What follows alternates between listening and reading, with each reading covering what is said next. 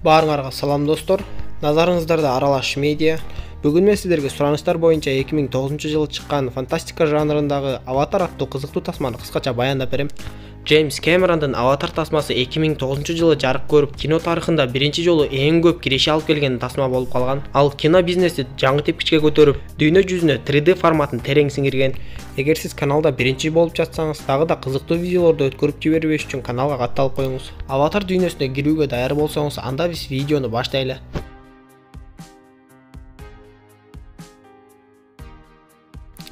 Тасма фантастика жанрында болгондуктан биз убакыттан алдыга кетип 22-кылымга келип калабыз. Бул кезде жер бетинде адамдардын саны абдан көбөйүп, мындайча айтканда адамзат жердеги ресурстарды түгөтүп, жардылар барган сайын жакырланып, экономика аябай начарлап кеткенин көрөбүз. Окумуштуулар жерге жакын деп эсептелген Альфа Центавра жылдызын изилдеп, андагы Полифен деп аталган газдуу гигант планетанын жандоочусу Пандораны изилдеп табышат. Пандора флора менен фаунага өтө бай келип, ал жакта бойлору 3-4 метрге жеткен адамсымал навилер байырлашат. Алар өздөрүн нави деп аташат. Эми сөз башынан болуп, биз жердеги Джейк Салли аттуу башка арманыбыз менен таанышабыз. Ал мурун деңиз аскери болуп кызмат өтөп, кийин минтип шал оорусуна кабылып баса албай калган соң, аскердик пенсиясына жашап күн көрүп жүрөт. Ал кечки убактысын көбүнчө көңүл ачуучу жайда өткөрөт. Джейктин эч нерседен тайманбаган жүрөгү бар эле. Күндөрдүн биринде бир адам бир кызды уруп жатканын көрүп, дароо эле ал адамга жетип барып, аны уртук мука ала баштайт. Аны уруш чыгаргандыгы үчүн көңүл ачуучу жайдан чыгарып салышат. Ал жерде жатса ага эки адам басып келишип, анын эгизи көз жумганын билдиришет.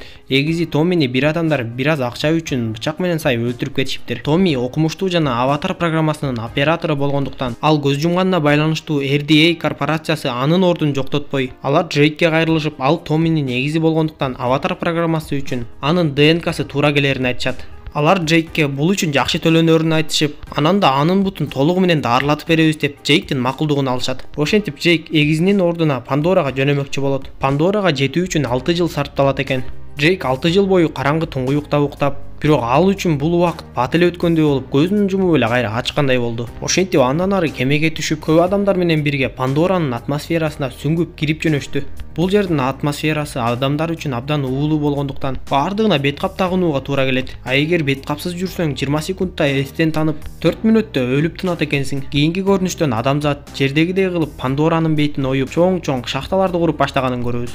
Адамзат бул жерден жерге эң керектүү болгон күйүүчү майдын ордун ээлей турган анаптаниум минералын табышып, аны казуунун аракетинде. Бирок навилер адамдардын жолунда эң негизги тоскоолдук болгондуктан, алар менен чечишүүнүн эки гана жолу бар эле: же согуш, же тынчтык келишими менен гана. Ошентип Джейк ойдо жок жерден эле Пандорага да келип калды. Ал айланадагы нерселерге көз чаптырып, андан соң жаңы келген жоокерлерге түшүндүрмө берип жаткан полковник Кворичтин сөзүн угат. Андан соң Джейк эгизи менен бирге иштеген Норм Спелман аттуу оператор менен таанышат. Ал Джейкти лаборатория менен тааныштырып, эми биз ушул жерде иштейбиз деп айтат. Ошол жерден Джейк кийин өзү башкара турган өзүнүн аватары менен таанышат. Аватар дегенибиз адам менен навинин ДНКсынан түзүлгөн гибрид болуп эсептелет. Аздан соң Джейкти Аватар программасынын жетекчиси Грейс Огустин менен тааныштырышат. Бирок Грейс Джейкти көрүп, мага кайдагы бир деңиз аскери эмес, мага окумуштуу керек деп ал жерден кетип калат. Ал колониянын жетекчиси Паркер Селфричке келип, бул жагдай менен келишпестигин айтса, Паркер биз Джейктен башка адамды таба албайбыз, анткени бир гана анын ДНКсы Аватар үчүн туура келет деп айтып, бизде башка жол жок деп коет. Грейс айласыздан бул нерсеге макул болот. Ошентип Джейк өзүнүн Аватар денесине которулганга да убакыт келди. Ал Аватар денесинде ойгонуп, буттарын сезип жатканына сүйүнүп, дароо эле ордунан тура баштайт. Адамдардын айтканын укпай, дароо эле сыртты көздөй чыгып жөнөйт. Бир топко чейин чуркап барып, буттары менен басып жүргөнүнө кубанып, ал жерден Грейстин Аватар келбетин да көрөт. Грейс ага алмага окшош бир жемишти ыргытып, Джейк Пандорадагы алгачкы жемишинин даамын татып көрөт. Кечинде аватарларды уктоочу жайына алып келип, Джейк уктаган соң кайрадан түш көргөндөй болуп, өзүнүн адам денесинде ойгонот. Ал күнү ал учкуч Труди менен таанышып, анан да полковник Кворич менен сүйлөшүп калат. Ал Джейкке дароо эле Аватар программасынын стратегиясы жөнүндө айта баштайт.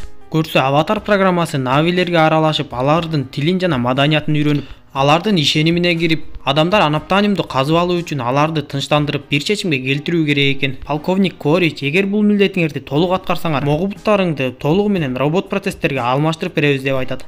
Эртеси Аватар денелери менен алыскы токойлорго барып, Пандоранын флора жана фаунасын изилдеп башташат. Дароо эле көптөгөн жаныбарларды байкашып, Джейк жаратылышка алаксып, аватарлардан бөлүнүп кетет. Бир жерден бир өсүмдүккө тийип жиберсе, ал өсүмдүктүн баардыгы жоголуп, нары жактан бир чоң жаныбардын турганын көрөбүз. Ал Джейкти көздөй чуркаса, Джейк да андан коркпой аны көздөй чуркап, аны коркуткандай болду. Ошентип Джейк өзүн бир аз кыйын сезип турса, көрсө анын аркасында бир чоң жырткыч жаныбар келип калган экен. Эми каарманыбыз ал жырткычтан жанталашып качканга туура келди. Бир топко чейин качып жүрүп отуруп, акыры бир чоң шаркыратмадан секирип кетип, жанагы жырткычтан кутулду окшойт. Ошентип Джейк Пандоранын токойлорунда жалгыз калып, дароо эле аман калуунун айласын көрүп баштады. Токой аралап кетип баратканда аны навилердин бири байкап калат. Аны атып салайын дегенде бир үлбүрөп учуп жүргөн нерсе анын огуна конуп, ага белги бергендей болот. Ошол замат Нави өз оюнан кайтып токтоп калат. Труди учагы менен көтөрүлүп, Джейкти издеп башташат. Бирок аны эч эле таба алышпай, кеч киргенде базага кайтуу керек болгондуктан кайтканга мажбур болушат.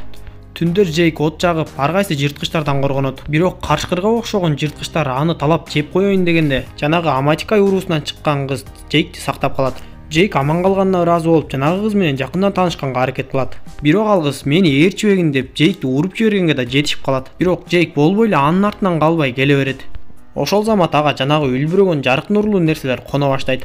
Навилер буларды өлгөндөрдүн арбактары деп эсептешип, ал Джейктин жакшы адам экенине дагы бир жолу күбө болду окшойт. Ошентип ал кыз макул болуп, Джейкти өзү менен бирге өзүнүн уруусу жашаган жерге ээрчитип жөнөйт. Ошол кезде Аматикай уруусу Джейкти колго түшүрүп, аны курчап калышат.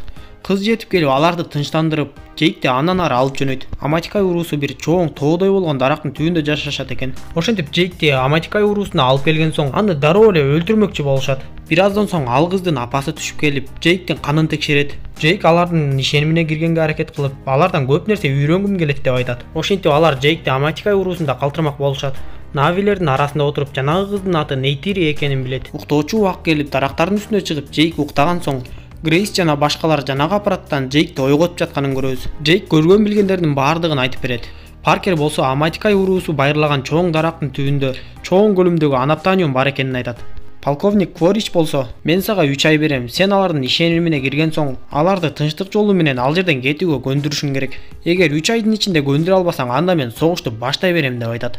Джейктин эч кандай тандоосу жок болгондуктан ага макул болот. Грейс Джейкке Аматикай уруусундагы адамдардын аттарын айтып тааныштырат. Ошентип Нейтири Джейкти көп нерселерге үйрөтүп баштайт. Эң биринчи эле ал 6 аяктуу атка мингенди үйрөнүү менен баштайт.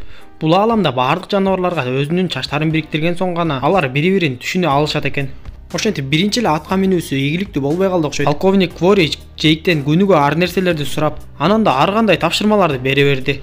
Аларды уккан Макс бул нерселерди Грейске айтат. Грейс өз тобунун коопсуздугун ойлоп, анан да биздин ишке ар кимиси кийлигише бербесин деп, Аллилуйя тоолорунда модул бар экенин айтып, ошол жака көчүп кетишет. Аллилуйя тоолору дегенибиз белгисиз бир физикалык касиеттердин аркасында асманга көтөрүлүп турган чоң-чоң тоолор экен.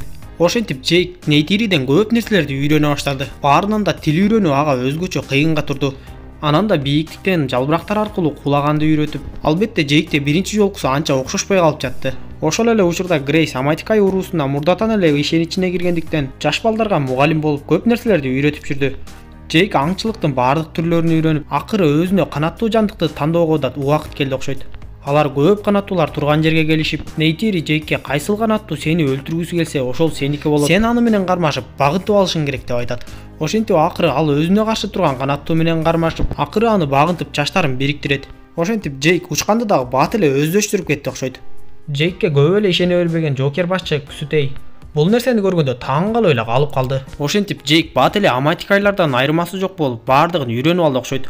Күндөрдүн биринде Джейк учуп бараткан кезде үстүнөн чоң канаттуу кол салып, ал андан араң эле качып кутулат. Нейтири Джейкке бул чоң канаттууну бир гана легендарлуу баатыр Турук Макто мингенин жана ал бардык навилерди бириктиргенин айтат.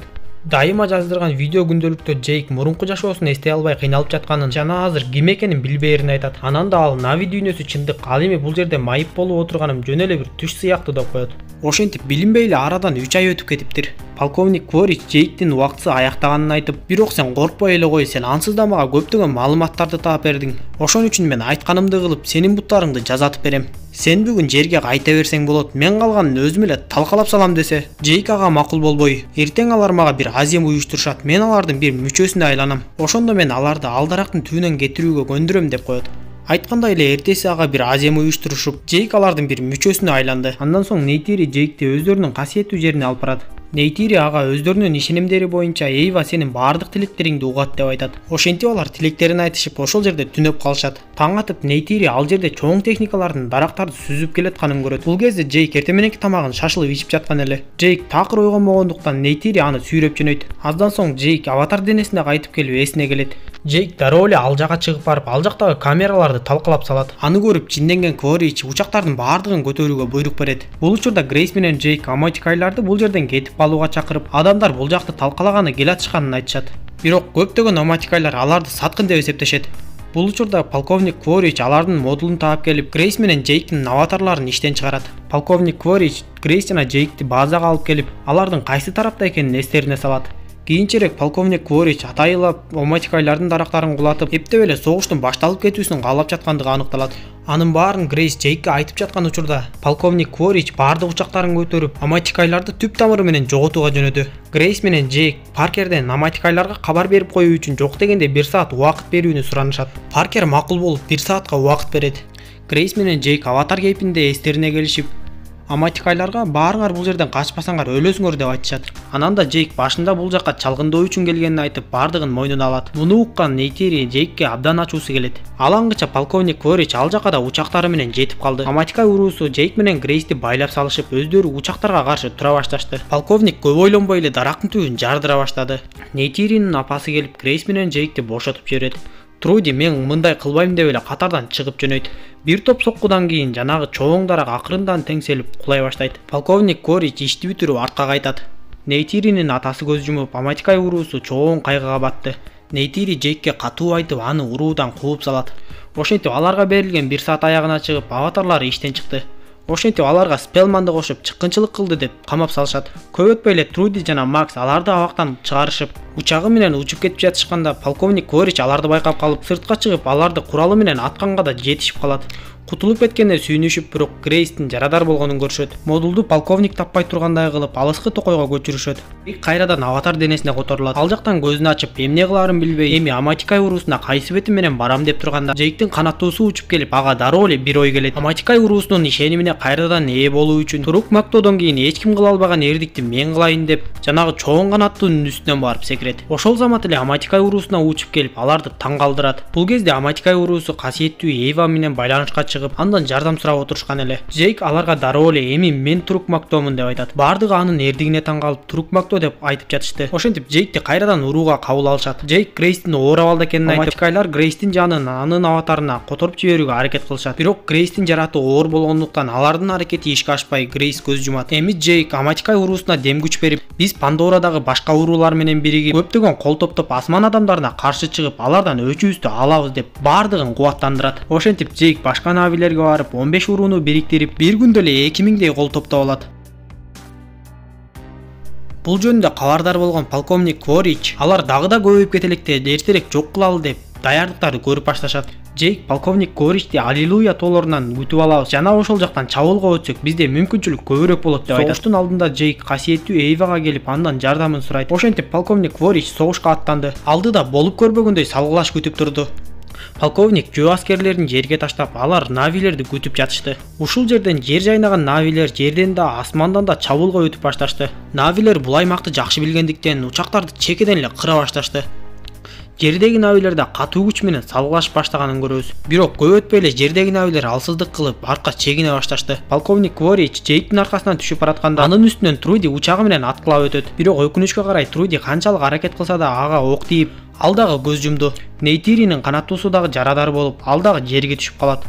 Сутейге да ок тийип, Спелманга да ок тийип, өз денеси менен модулдан ойгонот. Кыскасын айтканда, навилер көп жоготууларга учурап жеңиле баштады. Эми эмне болот деп отурганыбызда Джейктин Эйвадан суранган тилеги кабыл болуп, Пандоранын баардык жан жаныбарлары асман адамдарына каршы туруп баштайт. Керек болсо чоң жырткыч Танатор Нейтириге баш ийип, экөө бирге адамдарга каршы жөнөйт. Джейк асмандан да көп сандаган канаттуулардын учуп келатканын көрөт. Ошентип навилер кайрадан жандангандай болду. Джейк убакытты текке кетирбей, полковниктин эки чоң кемесинин бирин граната ыргытып жардырып жиберет. Ал кеме ылдый кулап түшүп, чоң жарылууну пайда кылат. Эми кезек полковник Кворичтин кемесине келип, Джейк граната менен жардырайын деп калганда, аны полковник байкап калып, ою ишке ашпай калат. Бирок Джейк баары бир ракетанын жардамы менен оюн ишке ашырды. Полковник Кворичтин кемеси жарылып, бирок өзү робот костюмунун жардамы менен тирүү калат. Ал дароо эле токойдон Джейктин модулун таап алып, эми ишти бүтүрөйүн деп калганда Нейтири Трантор менен келип, полковникке каршы чыга баштайт. Бирок полковник Транторду бычагы менен сайып өлтүрүп салат. Джейк дагы бул учурда жалбырактардын жардамы менен аман калып, полковникке жетип келет. Ошентип Джейк полковниктин робот костюму менен кармашып баштайт. Бир кезде Джейк роботтун айнегин тешип салгандыктан полковникке эч нерсе көрүнбөй терезени ачканга туура келет. Андан соң Джейкке карап, ойгонгонго убакыт келди деп эле модулду көздөй жүрөт. Модулдун терезелерин сындырып Джейкти издей баштайт. Ошол себептен Джейк ойгонуп да кетет. Бирок кайра эсине келгенчекте полковник аны кармап алат. Чоң жырткычка басылып калган Нейтири бошонуп чыгып, полковник Джейкти өлтүрөйүн деп калганда, атасынын жаасы менен полковникти атып жиберет. 2-3 жолу ок жеген полковник дароо эле ошол жерден жан берет. Бул кезде Джейк модулдан ойгонуп, аба жетишпегендиктен бет кабын алууга тырышат. Бирок алып кийгенчекте эле эси ооп калды окшойт. Нейтири модулга кирип Джейкти сактап калат. Аздан соң жарадар болуп оор абалда жаткан Сутейди табышат. Сутей Турук Мактоонун колунан өлгүсү келгенин айтып, дегенине жетет. Ошентип асман адамдары жеңилүүгө дуушар болуп, алардын тирүү калгандарын шаттлга салып жерге жөнөтүп жиберишет. Эң күчтүү жана түшүнүгү мол окумуштуулар гана Пандорада калышат. Джейк өзүнүн видео күндөлүгүнө акыркы сөздөрүн сүйлөп, эми ал Аматикай уруусунун башчысы болгондуктан Эйванын жардамы менен адам денесинен аватар денесине толугу менен өтөт.